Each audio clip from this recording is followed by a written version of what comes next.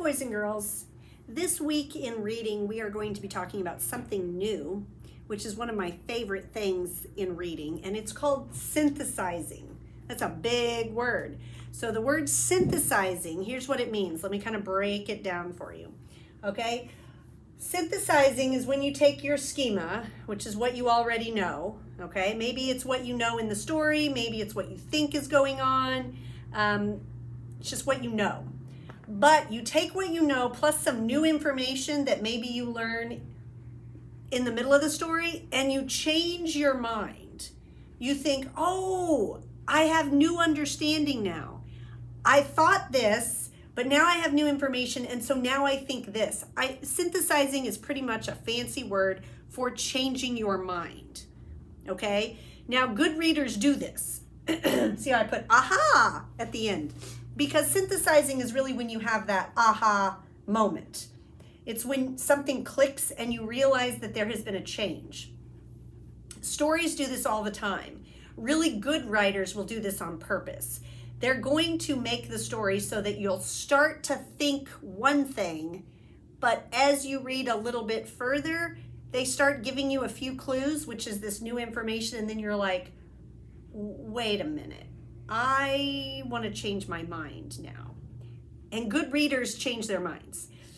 What would not be okay is if you get this new information and you don't pay attention to it and you're like, no, I'm pretty much going to stick with what I originally thought from the beginning. I'm not going to pay attention to this new information. That isn't a good thing. That is a reader that is not synthesizing, that's not being a good reader. They're not paying attention, okay? So we're going to be good readers. We're going to pay attention to new information as we read this book. And we're gonna synthesize and make some decisions and some changes as we read. Now, I picked a book.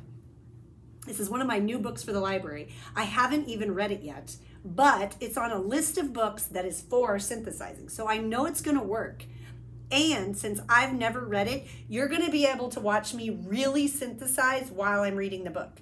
Like, it's gonna be a surprise and new information to me while you're watching me. So you're actually going to see it happening to me as a reader. Okay, so watch me synthesize. And I might synthesize in the middle, in the end, in the beginning. I might keep changing my mind, but that's okay because good readers do that. All right, so here we go. I can't wait to read this book with you.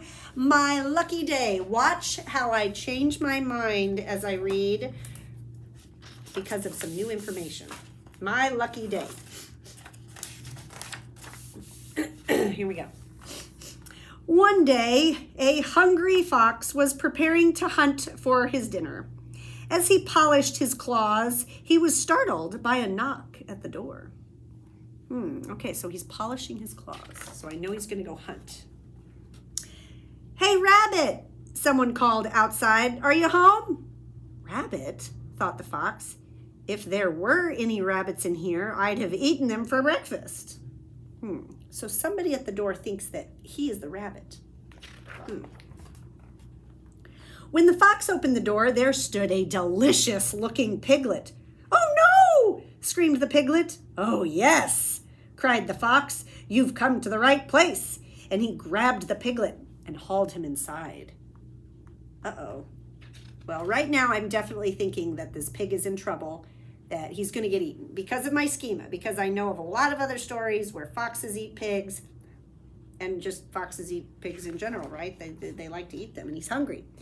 This must be my lucky day, the fox shouted. How often does dinner come knocking on the door? The piglet kicked and squealed. Let me go, let me go. Sorry, pal, said the fox. This isn't just any dinner. It's a pig roast, my favorite. Now get into this roasting pan.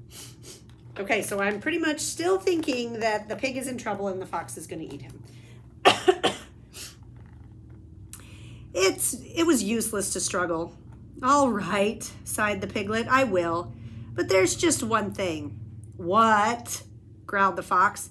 Well, I am a pig, you know. I'm filthy. Shouldn't you wash me first?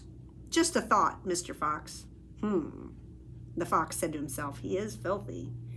Okay, so right away, I'm kind of thinking, I'm already starting to think that this pig is trying to find a way to get out of being eaten. He's trying to stall for time, so he lives just a little bit longer. So the fox got busy.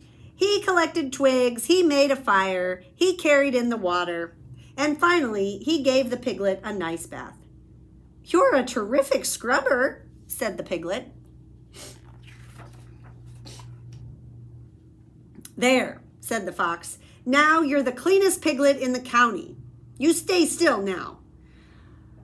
"All right," sighed the piglet, "I will. But what?" growled the fox. "Well, I am a very small piglet, you know. Shouldn't you fatten me up to get more meat?" "Just a thought, Mr. Fox." The fox said to himself, he is on the small side. Okay, so I'm noticing that the pig is kind of trying to trick him again. I'm starting to think maybe the pig's going to be able to get out of this because the fox is not very smart. He's falling for these tricks. So the fox got busy. He picked tomatoes, he made spaghetti, he baked cookies, and finally he gave the piglet a nice dinner. "You're a terrific cook," said the piglet.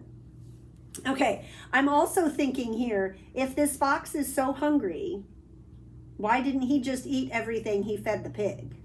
You know, he could have eaten spaghetti and cookies, but instead he's fattening up the pig so he can eat the pig. That seems like a lot of work, doesn't it? "There," said the fox. "Now you're the fattest piglet in the county, so get into the oven." "All right," sighed the piglet, "I will. But..." What? shouted the fox. "Well, I am a hard-working pig, you know. My meat is awfully tough. Shouldn't you massage me first to make me a more tender roast? Just a thought, Mr. Fox." Said the fox to himself. "I do prefer tender meat." I mean, this is looking like a pretty good deal, honestly, to the pig. He's gotten a bath and a dinner and a massage. That almost sounds like a vacation or a day at the spa, not getting eaten. So I think so far this pig's doing pretty good. So do you see how everything that the pig is doing becomes new information to me? I'm learning about the pig, I'm learning about the fox. I'm learning that the pig is pretty clever and the fox really isn't very smart. So this is why I'm thinking that the pig is going to get out of this. So the fox got busy. He pushed and he pulled and he squeezed and he pounded the piglet from head to toe. "You give a terrific massage," said the piglet. "But," the piglet continued, "you've been working really hard lately and my back is awfully stiff. Could you push a bit harder, Mr. Fox? A little to the right, please." Yes. Now just a little to the left." "Mr. Fox, are you there?" Ooh, I'm wondering. Let's go back. I'm not going to turn the page yet. Look, do you see how tired he looks? And he was hungry. I wonder if he fell asleep or passed out. Look, it looks kind of like he fell. But Mr. Fox was no longer listening. He had passed out, exhausted. So I made a pretty good prediction there, didn't I? I could tell by the illustrations, because I'm good at analyzing text, what was probably going to happen. And remember how I did kind of predict that the pig was going to end up getting out of this? He couldn't lift a finger, let alone a roasting pan. "Poor Mr. Fox," sighed the piglet. "He's had a busy day." And then the cleanest, fattest, and softest piglet in the county picked up the rest of his cookies and headed for home. This is kind of a good, interesting clue, though. I'm noticing these pictures of the fox working out. So I wonder if the fox really is that tired.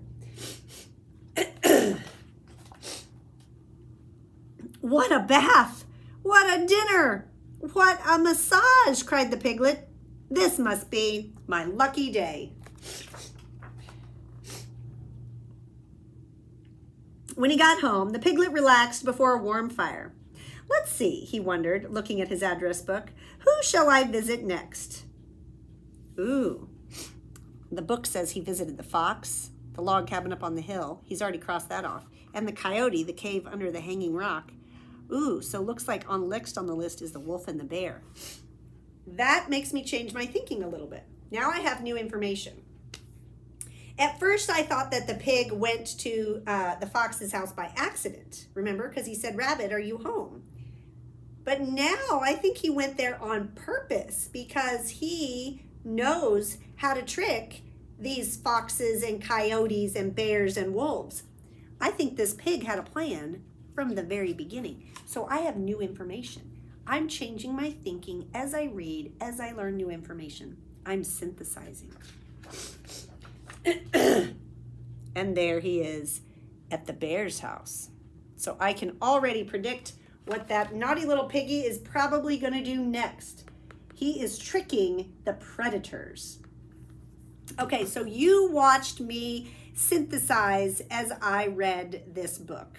Okay, I'm going to be giving you a book. It's a book we've already read before, but it reminds me a lot of this book. Like, I started thinking about this other book as I was reading this because they are a lot alike, and there is synthesizing that happens in this other book. So I'll see if I can find a YouTube read aloud of this other book I'm thinking about, or I'll record a separate video of me reading this other book, because then I'm going to give you a chance to synthesize, and I want you to tell me a spot where maybe you were thinking something and then all of a sudden your thinking changed. If we were in the classroom, what I would do is I'd have you put a sticky note right on the page, and I would have you say, right here, my thinking changed. You know, I thought this, but now I think this, because there's usually a spot where all of a sudden, bing, you have that aha moment and you're like, oh, I think something different. Okay? Perfect.